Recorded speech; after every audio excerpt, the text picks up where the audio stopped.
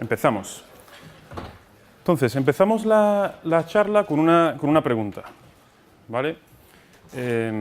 Os pregunto, ¿quién de vosotros está usando HTTP2 lado servidor? Levante la mano.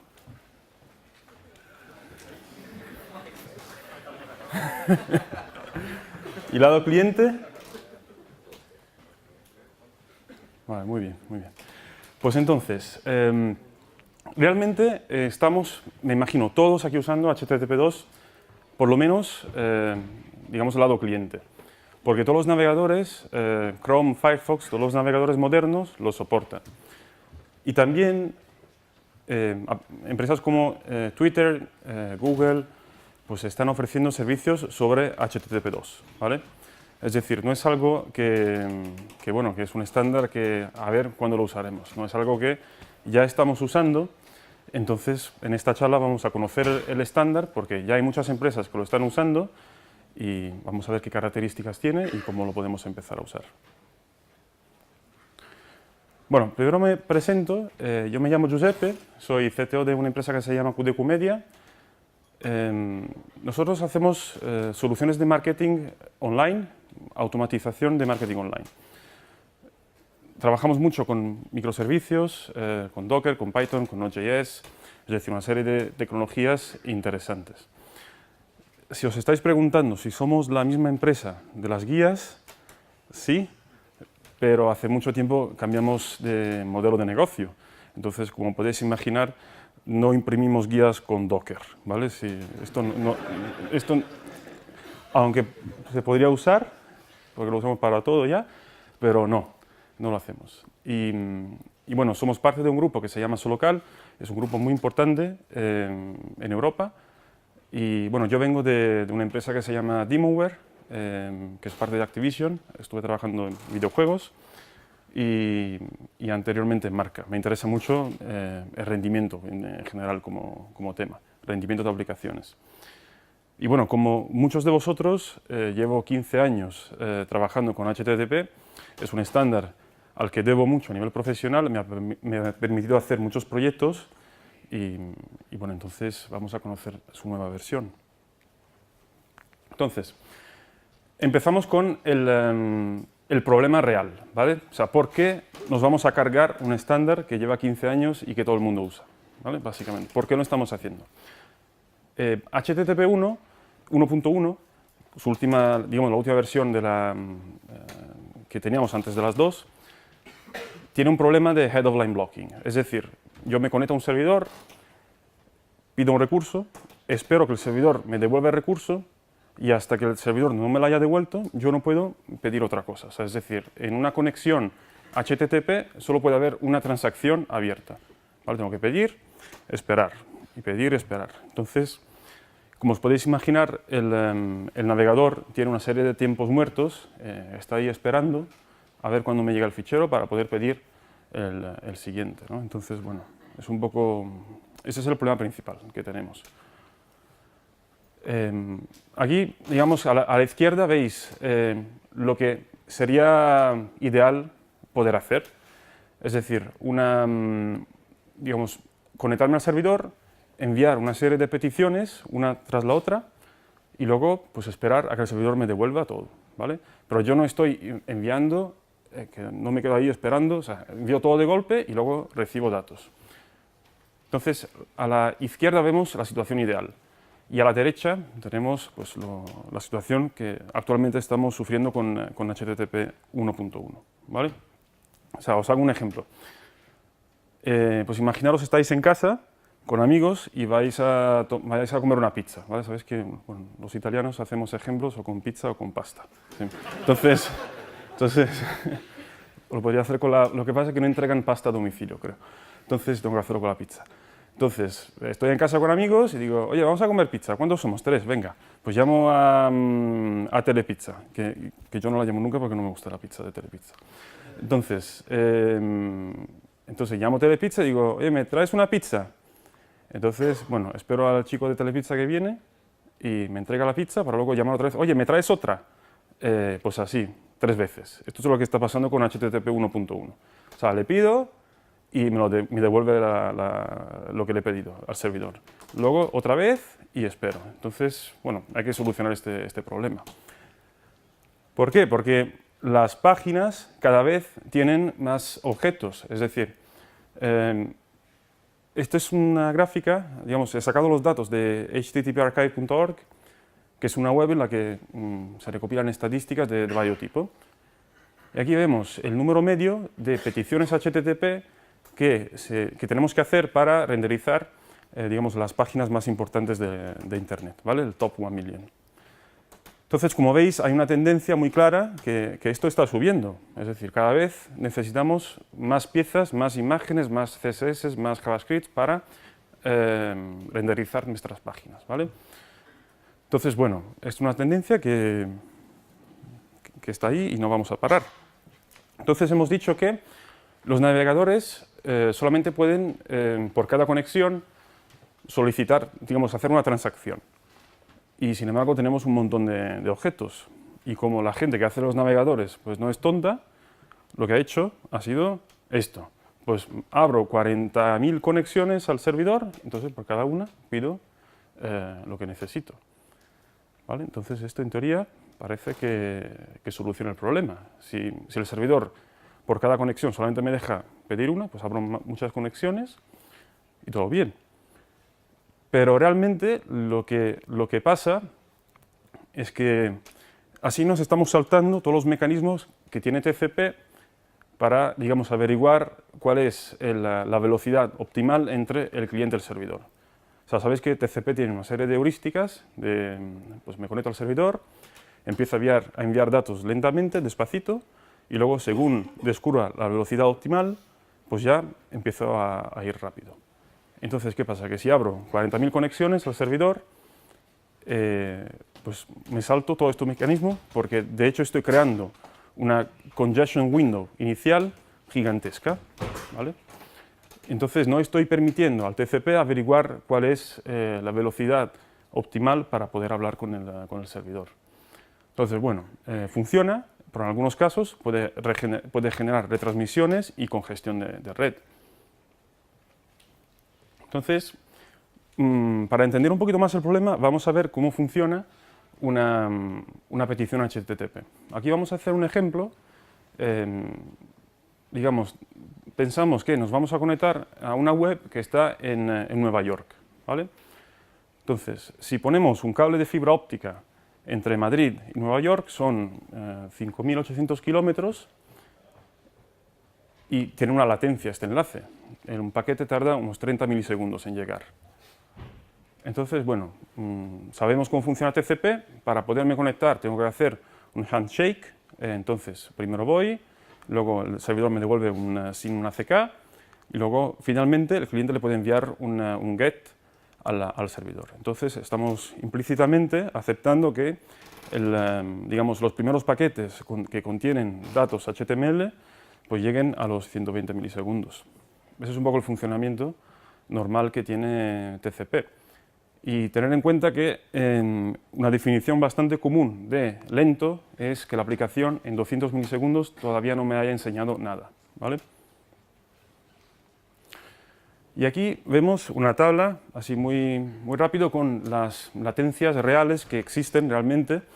Porque claro, entre Madrid y Nueva York no es que exista una fibra óptica así, no. O sea, tendremos que pues bajar no sé a cuántos miles de metros en el océano, habrá dispositivos, routers, es decir, hay una serie de cosas que añaden latencia. Entonces aquí vemos que realmente pues, puedo tardar unos 110 milisegundos. Esta es una tabla de ejemplo, ¿vale? Realmente los números dependen de las condiciones de red, el ISP, bueno, son ejemplos. Lo interesante es que cuando me conecto por 3G, por la tecnología radio 3G, voy a añadir latencia. Entonces añadimos entre 40 y 100 milisegundos por cada, digamos, de latencia, ¿vale? De round trip. RTT es round trip time. Y luego hay más cosas.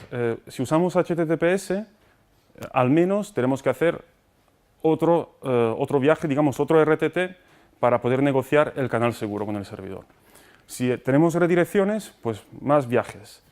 Entonces, el resultado es que es muy fácil llegar a tiempos de carga que son muy elevados, de varios segundos. Y esto a los usuarios no les gusta. ¿Vale? Luego aquí vamos a demostrar que la navegación es una actividad que está, digamos, muy relacionada con la latencia y muy poco relacionada con el ancho de banda que tenemos. ¿Vale? Aquí en el 2010 se hizo un estudio que es muy famoso, que pues aquí a la izquierda vemos cómo al variar del ancho de banda no hay cambios significativos del tiempo del page load time, o sea, del tiempo que el navegador emplea para pintar una página.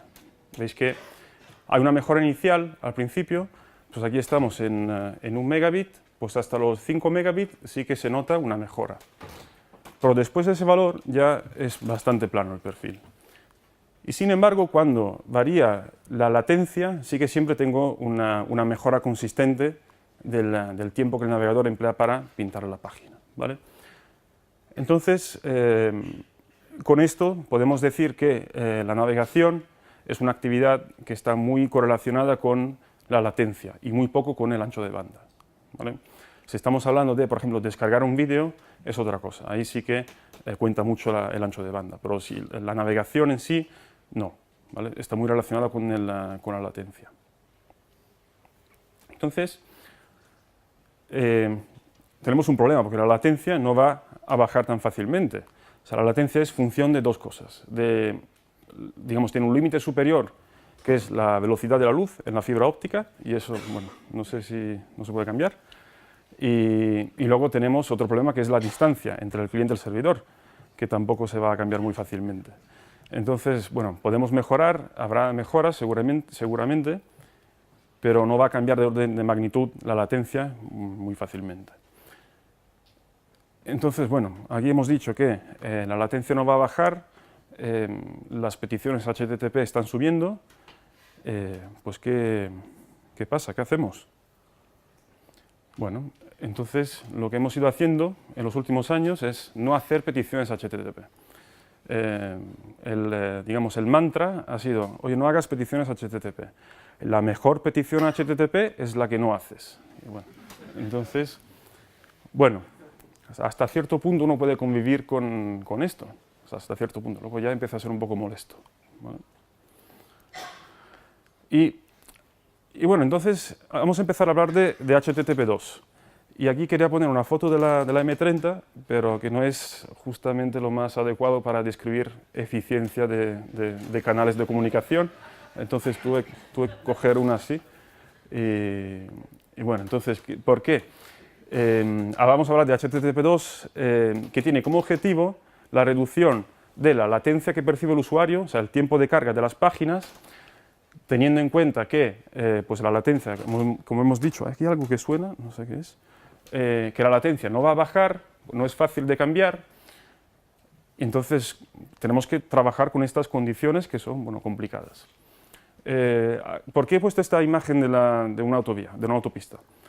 Porque, digamos, imaginaros esta situación, tenemos unas autopistas que cada vez son más anchas. El ancho de banda que tenemos está creciendo. Yo hasta 6 meses tenía 100 megabits en casa, ahora tengo 300. ¿Qué hago con estos 300 megabits? No lo sé, la verdad que nada. O sea, los tengo porque puedes pasar de 100 a 300, venga, lo quiero, pero porque no lo sé, lo quiero. Entonces, bueno, tenemos estas autopistas que son cada vez más anchas, y también me acuerdo cuando era pequeño, cuando era niño, que las autopistas tenían 2 carriles, ahora tienen 4 o 5, son muy grandes, entonces van creciendo. Los coches, sin embargo, no van a ir más rápidos, es decir, si un coche pues, va a 500 km por hora, pues vuela, y se llama avión, no es un coche, ¿no? Entonces estamos un poco en la misma situación. Aquí, digamos, el objetivo que tenemos es, con las limitaciones que hemos visto, definir una serie de reglas para que el utilizo de esta autopista sea más eficiente, ¿vale? Entonces, y nos vamos a tener un coche más rápido. Bueno, para entender cómo funciona y las características de HTTP2, tenemos que ver un poco todos los apaños, todos los parches que hemos ido desarrollando a lo largo de los años para trabajar con estos problemas de latencia que tenemos en HTTP 1.1. Son muy bonitos. Entonces, ¿alguna vez habéis ido por Sol o por Plaza Mayor? Bueno, la gente, ya los artistas callejeros hacen de todo. Este hombre está ahí, de verdad no sé cómo lo logra, en equilibrio, sobre una pierna, y está ahí todo el día así, ¿vale? Pues nosotros también somos muy creativos. Entonces, os hago algunos ejemplos. Los sprites, ¿vale? ¿Conocéis los sprites? Vale, son feísimos, de verdad. Tienen que ser la pesadilla de cada maquetador. Pues imaginaros cuando le dan, oye, tenéis que hacer sprites de banderas, pues 270 sprites, bueno, en fin. Son muy incómodos, además, bueno, es que no vamos a usar todas las banderas del mundo en cada página, y además cambias un píxel, tienes que invalidar todo el sprite, todo. Y bueno, entonces, a ver si lo podemos solucionar esto. Luego, concatenar JavaScript y CSS. Bueno, esto va en contra de cada principio de buena conducta que nos han enseñado a nivel de desarrollo software, que es digamos, la modularidad. Pues no, allí juntamos todo y se lo enviamos al cliente. Y además, pues el cliente no puede parsearlo incrementalmente, tiene que esperar pues, el mogollón que arriba todo de golpe, y también no se puede invalidar, o sea, tienes que invalidarlo todo. Haces un cambio mayor, lo cambias por mayor igual, pues tienes que cambiarlo todo. Todo el bundle que le habías enviado al cliente lo tienes que invalidar. Bueno, aquí también lo mismo. ¿Habéis hecho esto alguna vez?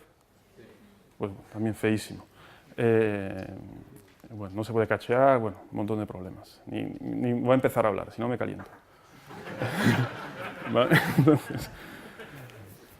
Entonces, bueno, llega Confucio y nos dice, esto no es suficiente, tenemos que hacer algo mejor.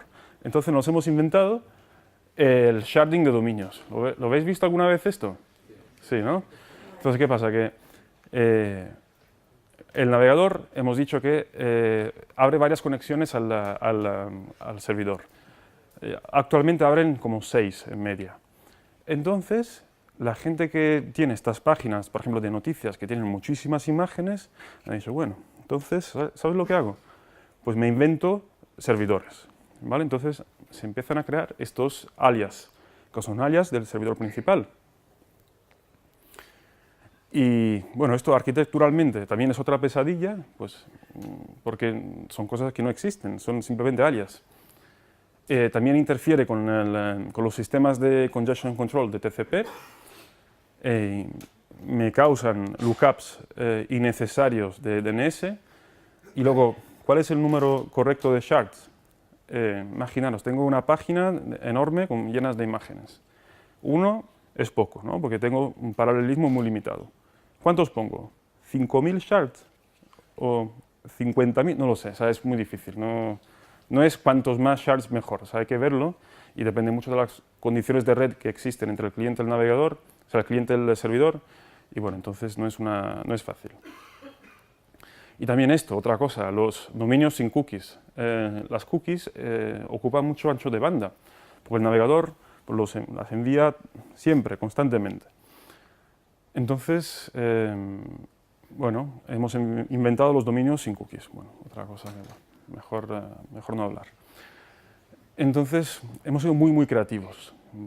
Vale, entonces, podemos de alguna forma canalizar esta creatividad en cambiar al protocolo HTTP, o sea, porque seguro que con todo lo que hemos hecho vamos a crear maravillas. Entonces, ese es el punto de partida de HTTP2, es decir, revisar todo lo que hemos hecho y crear una versión nueva del protocolo que nos ahorre, digamos, estos problemas. Y vamos a ver las funcionalidades que tenemos en HTTP2, que son muy, muy interesantes. Entonces, ¿cuántos de vosotros usan IPv6? No, no es verdad, tú no lo usas. Te conozco, ¿no? No, es verdad, tú lo usas, no, tú sí. Bueno, el tema es que, ¿sabéis cuántos años cumple este año IPv6? 20. ¿Cuánta gente lo usa aquí? Nadie. ¿Por qué? Porque no es retrocompatible. O sea, es muy complicado crear redes híbridas IPv6 y IPv4. Para mí, la mejor funcionalidad que tiene HTTP2 es que es retrocompatible. Es decir, más que retrocompatible, se puede integrar muy bien en una infraestructura híbrida 1.1, 2. No se tienen que hacer cambios en las aplicaciones, no se tienen que cambiar las URLs, las cabeceras, es decir, no hay que cambiar nada. Incluso se mantiene el status quo de la tetera, ¿vale? Muy importante. ¿Alguien conoce el status 418? Bueno, eso está soportado, ¿vale? Y para mí esto ha sido un poco el punto de partida de vamos a investigar lo que es HTTP2, porque en QDQ trabajamos mucho con SEO. Los tiempos de carga de las páginas son una señal muy importante para los buscadores. Entonces, esto es algo que a mí me permite, digamos, tener más visibilidad en los buscadores bastante gratis, porque no tengo que hacer cambios en las aplicaciones que tenemos, ¿vale? Es algo que, si al nivel de infraestructura lo podemos montar, pues ya hemos ganado algún punto más. Luego, otra feature muy interesante es el soporte en navegadores. Básicamente todos lo soportan. Digamos, la cosa un poco más conflictiva es que en Internet Explorer solamente funciona en Windows 10, pero en los demás navegadores está soportado, incluso en móviles. Esta columna que veis aquí es que anteriormente en Android se usaba un navegador que no era Chrome, era el Android Open Source Project Browser, pero ya en las versiones modernas no se usa, o sea que se usa Chrome. Es decir, que a nivel de navegadores vamos muy bien. De hecho, es que lo usamos todos, HTTP2, todos los días. Pero bueno, ni nos damos cuenta porque por eso, ¿no? Es muy retrocompatible, es muy fácil empezar a usarlo, no requiere muchos esfuerzos. Luego, HTTP2 es un protocolo que algunos navegadores han decidido soportar solamente sobre TLS, ¿vale? El RFC en sí no impone el uso de TLS, pero los navegadores Firefox y Chrome han dicho, nosotros lo soportamos solamente con TLS, con lo cual, si tenéis intención de hacer un despliegue de un servicio HTTP2, pues lo tenéis que hacer por HTTPS sí o sí, ¿vale? Y aquí hay distintas razones. Hay un tema de privacidad, por supuesto, de seguridad, y hay un tema técnico de, básicamente, si entre el cliente y el servidor siempre hay algún proxy, algún router, alguna caja que hace cosas. Entonces, si esta caja introspecciona paquetes y entiende, digamos, algo, imaginaros, pues estoy con el cliente conectado a un servidor y por HTTP2 y lo hago por, digamos, sin TLS, esta caja que puede ser que haya en el medio, dice, bueno, te estás conectando por el puerto 80, pues le meto mano a los paquetes y hago cosas, ¿no? Cacheo, pues hago cosas. Entonces, para evitar estos problemas, también los navegadores han decidido solamente soportarlo por TLS. ¿Por qué? Porque TLS ya es digamos, un stream de datos opaco y cualquier caja, cualquier dispositivo que haya en el medio no puede meter mano a estos paquetes, porque por eso es un stream completamente opaco. Solamente lo pueden abrir el cliente y el servidor. Y bueno, aquí hay un tema también bastante político, y bueno, no me voy a meter ahí porque es un problema seguro, pero que sepáis que pues hay que tener certificados y a ver si este año por fin conocéis Let's Encrypt, es una Certification Authority que levanten la mano quien tiene un certificado Let's Encrypt. Yo también. Somos 4. Bueno. En fin, es una Certification Authority abierta que permite, digamos, obtener certificados SSL, bueno, si se cumplen ciertas condiciones y, bueno, parece ser que en el 2016 podremos usarla. Esto también es muy importante porque HTTP2 es un protocolo binario, ¿vale? No es un protocolo textual. O sea, ya no nos podemos conectar con el telnet y hacer get barra, no se puede hacer. Es binario, es más eficiente parsearlo para los servidores, para los clientes. Es un protocolo, cada frame, digamos, viene prefijado con su tamaño, o sea que es mucho más eficiente. y hay menos, digamos, problemas de interoperabilidad. El RFC de HTTP2 son 60 páginas. El de HTTP1 yo creo que no se puede medir en páginas, se mide en no sé, horas de llanto, creo. Es más. O sea, porque yo me conecto, por ejemplo, el otro día dije, bueno, vamos a ver qué tamaño tiene el de 1.1. Bueno, empiezas y dices, no, esta versión se ha actualizado, ahora se ha separado en varios sub-RFCs, cada uno, bueno, con su historia, bueno, en fin. Hemos dicho que es un protocolo binario y además es multiplexado y entrelazado. Es decir, el cliente envía al servidor sus peticiones HTTP con una única conexión TCP, ¿vale? Es decir, yo me conecto al servidor, imaginaros, quiero renderizar una página que tiene 50 imágenes, yo abro una única conexión TCP al servidor.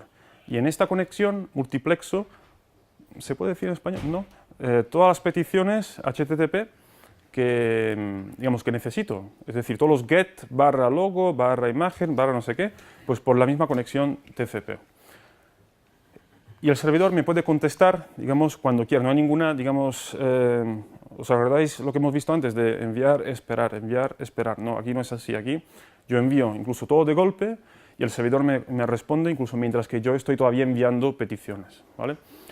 Entonces, en este caso es un protocolo, hablamos de un protocolo multiplexado y entrelazado. Entonces ya yo me puedo conectar y pedir, oye, quiero logo y imagen. Y el servidor me contesta pues cuando quiera, ¿vale?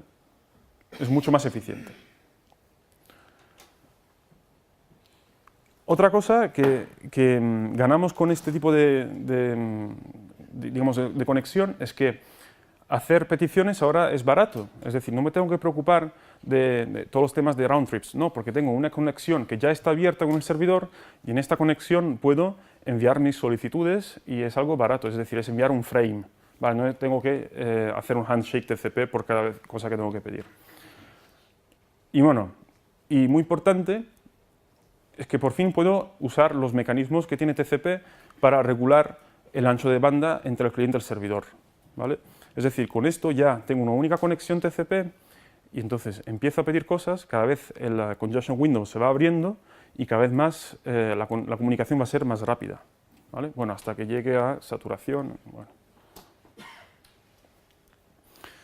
Y ahora vamos a ver una cosa que es una demo de un escenario que no es real, ¿vale? No es un benchmark, muy importante, o sea, porque si no luego esto parece que con esto he demostrado que HTTP2 va más rápido. No, es una demo, solamente digamos, tiene como objetivo explicar las diferencias, ¿vale? Porque de hecho usa una situación que estresa muchísimo HTTP 1.1 y beneficia muchísimo HTTP2, ¿vale?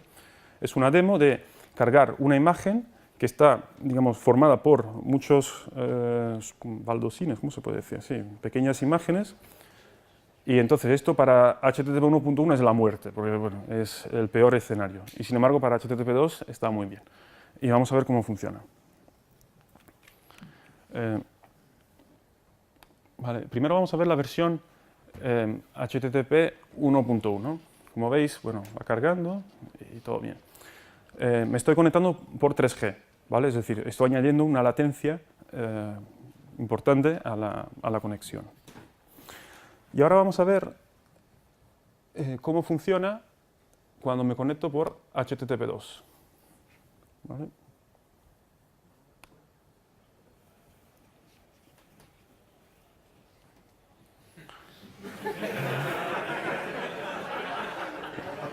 Esto es increíble.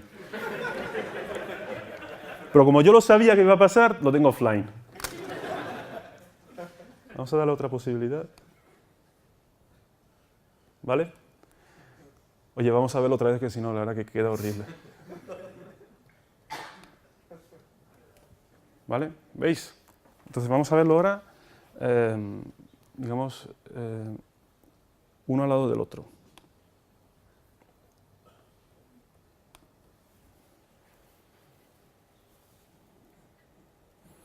Y han empezado al mismo tiempo.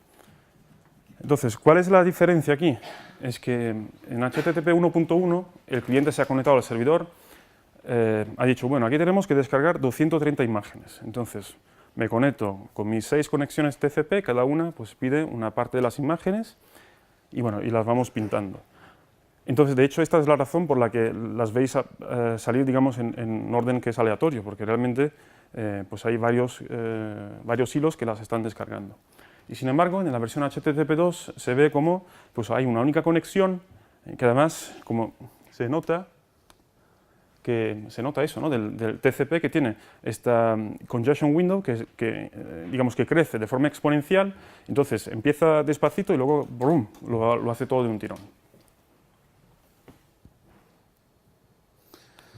Y bueno, vuelvo a decir, no es una demostración, no es un benchmark, es simplemente algo para entender las diferencias. En algunas situaciones HTTP1 va a ir más rápido porque bueno, no tiene digamos, el overhead del setup del TLS y bueno, digamos, en algunas condiciones puede ir más rápido. Hay algunos estudios que dicen que HTTP2 va mejor, otros que dicen que va peor. Bueno, sabéis cómo funciona con los benchmarks, que cada uno puede demostrar lo que quiere, casi. Y luego otra cosa que muy interesante es que en HTTP2 se puede usar el push, ¿vale? El servidor puede hacer push de algunos recursos al cliente. Entonces, vamos a hacer un ejemplo a la izquierda sin push. El cliente se conecta, le pide al servidor pues un index.html, el servidor se lo devuelve. Entonces, oye, ¿todo bien? ¿Estás ahí con todos? ¿Soy yo?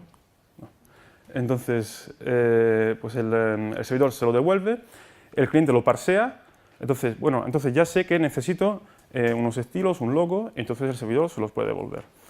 Pero con push lo que puede suceder es que el cliente se conecte al servidor, pida un index.html y el servidor le diga, vale, yo te voy a devolver esto, pero como sé que también vas a necesitar el logo y, por ejemplo, los estilos y estas otras cosas, pues te devuelvo todo de golpe, ¿vale? Entonces esto nos puede ahorrar milisegundos, porque no tenemos que esperar a que el navegador reciba datos, los parsee y vuelva a pedir. Entonces esto es un potencial ahorro. Hay situaciones complicadas aquí, porque por ejemplo, si yo me conecto a una web y la web me hace push de ciertos recursos, luego yo las cacheo, mi navegador cachea imágenes y lo que, bueno, depende. Entonces, si vuelvo a pedir, es que no tiene sentido que el servidor otra vez me haga push, porque yo ya los tengo en mi caché. Entonces, el cliente tiene forma de rechazar. Tiene un frame que se puede enviar para rechazar push de algunos recursos. Pero también se pueden hacer cosas más inteligentes. Por ejemplo, si yo visito por segunda vez una web, probablemente presentaré una cookie de sesión. Entonces, en ese caso, si el servidor sabe que ya he visitado esa web, pues no me va a hacer push, porque probablemente ya tenga los datos en caché. ¿Vale? Y vamos a ver la última feature, que es la compresión de cabeceras. Sabéis que cada vez que el cliente se conecta al servidor, envía cabeceras. Y todas las veces, y lo que sé descomprimir, y los idiomas que entiendo, y todas las veces, el user agent, todas las veces. Esto es todo tráfico completamente redundante. Y aquí lo que explico es, yo no voy a aprender un idioma entre dos peticiones HTTP, ¿vale? Es decir, yo tengo una cabecera que es accept language y la envío, y a la siguiente petición no voy a entender un idioma más, ¿vale? O sea, es decir, me puedo ahorrar esta petición probablemente, o sea, esta cabecera. Entonces, en HTTP2, el cliente y el servidor pueden enviarse solamente las diferencias y las actualizaciones de las cabeceras. Y se mantiene una tabla, digamos, virtual, o sea, cada uno mantiene una copia de esta tabla virtual de cabeceras y es muchísimo más eficiente. Yo sí trabajo con aplicaciones multidioma y sí tengo el problema de que cada petición puede llevar un idioma distinto. Vale, entonces la pregunta es, bueno, más que una pregunta, es una afirmación. Entonces, trabaja con aplicaciones multidioma y el accept language puede variar bastante frecuentemente, ¿no? Bueno, en ese caso, lo que se enviarán es una actualización de esta cabecera. Cada vez que hay un idioma más, pues se envían una actualización, ¿vale? Es decir, no es que no se pueda, se puede hacer. Y además va a ser más eficiente. Sí.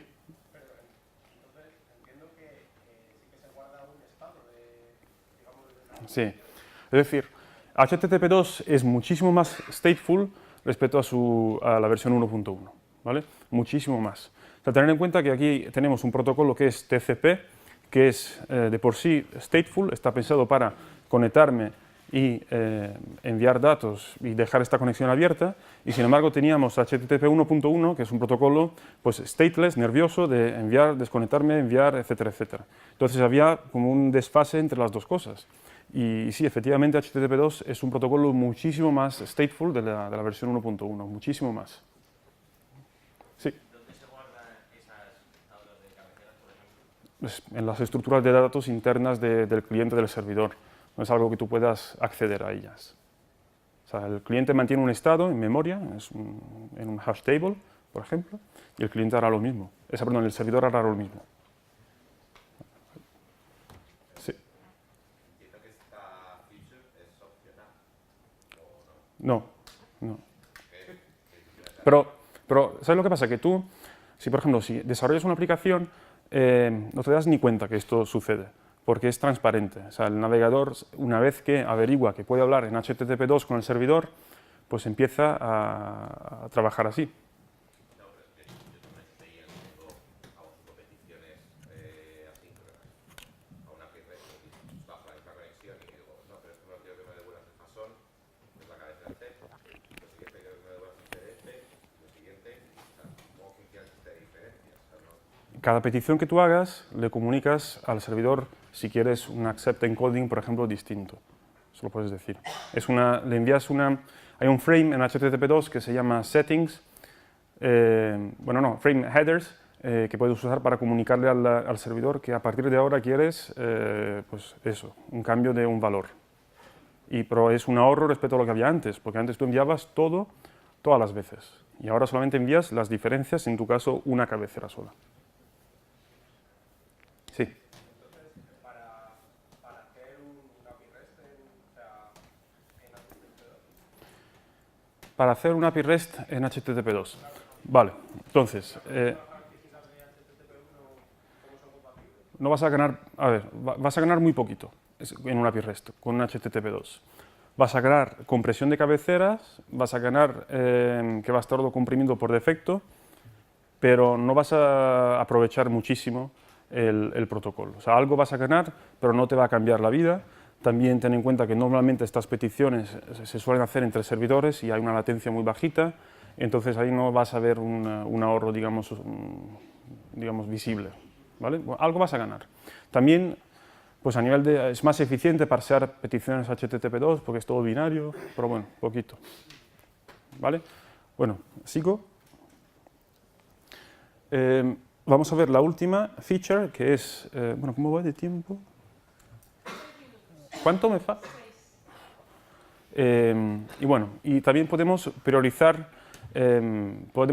los streams. Esto quiere decir que yo me conecto a una página y imaginaros que esta página tiene muchas fotos. Yo voy a poder pedir al servidor primero puedo enviar todas las peticiones de golpe, pero priorizando las que voy a ver en el viewport del navegador y luego le digo al servidor, oye, las demás envíamelas con menor prioridad, ¿vale? Entonces, nos ayuda mucho a gestionar las prioridades.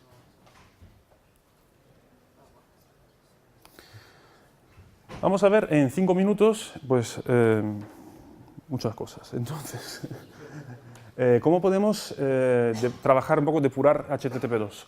Pues hemos dicho que binario, SSL, tiene todos los problemas del mundo y que no me permiten conectarme con Telnet y hacer cosas. Entonces, necesito herramientas. Vamos a ver, primero, cómo se trabaja en Chrome. Vale, en Chrome es muy fácil porque aquí abajo, en los Developer Tools, podéis añadir una columna que os dice el protocolo. ¿Vale? Entonces, normalmente es HTTP 1.1, pues cuando os conectáis a una página web que es HTTP2, os sale ahí. También podéis añadir una extensión que se llama HTTP2 and Speed Indicator Extension, que os dice cuando una página un servidor es HTTP2. Oye, una cosa, los 5 minutos contando con... Hombre. Pero, ¿y para luego hacer preguntas después? O... Ah, todo, bueno. Y bueno, Wireshark, no voy a entrar en esto porque es un poco complicado, pero hay un procedimiento para poder hacer captura de tráfico HTTP2 en Wireshark. La dificultad está en que es tráfico SSL, entonces hay que darle a Wireshark la clave para poder abrir, inspeccionar el flujo de datos. ¿Vale? Pues aquí, bueno, nada, aquí os sale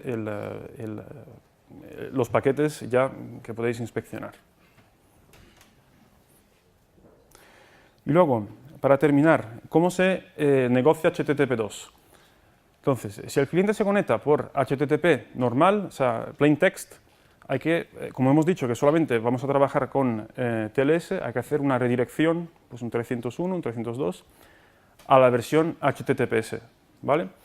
Una vez que estamos en la versión HTTPS, se le puede decir, o sea, el cliente le dirá al servidor, oye, que yo sé hablar HTTP2, ¿estamos de acuerdo? Si el servidor dice sí, pues empieza la comunicación HTTP2. Si el servidor dice no te entiendo, pues hablan por HTTP 1.1, ¿vale? Es muy fácil, como veis, es retrocompatible porque es algo que, si los dos lo saben hacer, empiezan a hablar en HTTP2, y si no, pues no lo hacen.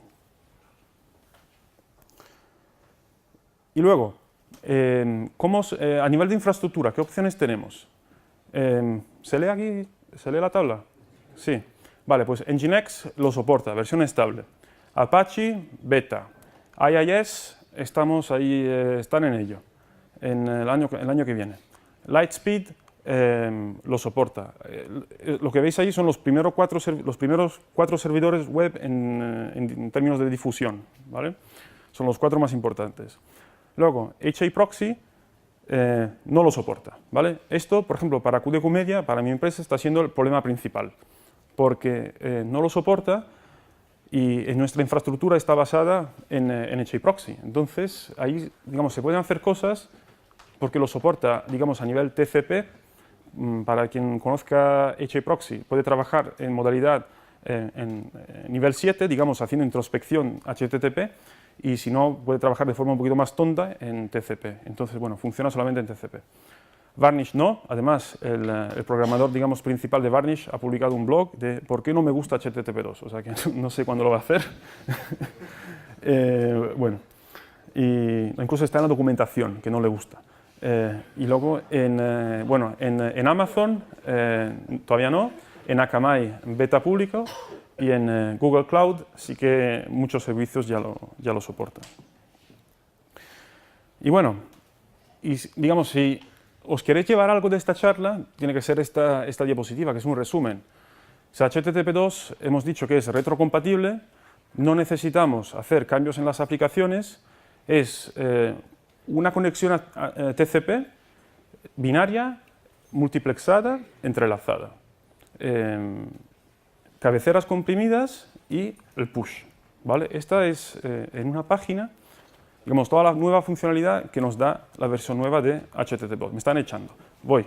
Entonces, wow, entonces, hombre, tengo para cambiar de diapositiva y entonces, ¿tenéis alguna pregunta respecto a lo que hemos visto? Venga. Quería saber, por ejemplo, si imaginemos que estamos cargando una página con HTTP2 y hay un recurso que, por ejemplo, tarda 10 segundos en cargar. Al ser solo una conexión, podría haber, o al ser multiplexado, no. Claro, es que al ser, más que nada, al ser entrelazado, digamos, los frames de ese recurso te llegarán pues, más adelante, pero no bloquea a todo lo que tú has pedido previamente, ¿vale? Ni después.